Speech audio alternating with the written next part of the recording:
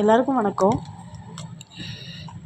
நம்ம இன்றைக்கி காலையிலையும் மத்தியானமும் தண்ணி மட்டும் விட்டுட்டு பூ எதுவும் பொறிக்கலைங்க. அப்படியே விட்டாச்சு. ஈவினிங் பொறிச்சிக்கலாம். மொத்தம் எத்தனை கஸ்டமர்ஸ் என்கொயரி வருது அதுக்கு தகுந்த மாதிரி பொறிச்சிக்கலான்னு விட்டாச்சுங்க. பார்த்தா எனக்கு ஒரு 10 பேக்கெட்டுக்கு என்கொயரி வந்திருந்தது. ஆனால் எனக்கு அறுவடை வந்தது பார்த்திங்கன்னா 4 பேக்கெட்டுக்கு தான் வந்திருந்ததுங்க.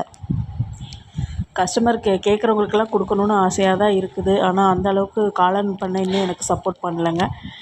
கொஞ்சம் கொஞ்சமாக டெவலப் பண்ணி கொஞ்சம் கொஞ்சமாக பண்ணணுங்க.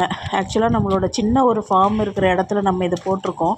இதுக்கான கரண்ட் சர்வீஸோ இல்லை எனக்கு தண்ணி சர்வீஸோ எதுவுமே இன்னும் கிடைக்கலங்க. நம்ம பக்கத்துலேருந்து எடுத்து தான் இதில் யூஸ் பண்ணிகிட்ருக்கோம். அதனால தாங்க நம்மளால் இன்னும் ப்ராப்பராக இதை செய்ய முடியல. அது வேலையெல்லாம் முடிஞ்சுதுங்க. காளான் பண்ணையில் பூவெல்லாம் பொறிச்சாச்சுங்க. மிச்சம் இருந்தது கொஞ்சம் சுண்டக்காய் இருந்ததுங்க. அது கொஞ்சம் பொறிச்சு எடுத்துக்கிட்டாச்சுங்க. இது நம்மளோட வீட்டு தேவைக்காக.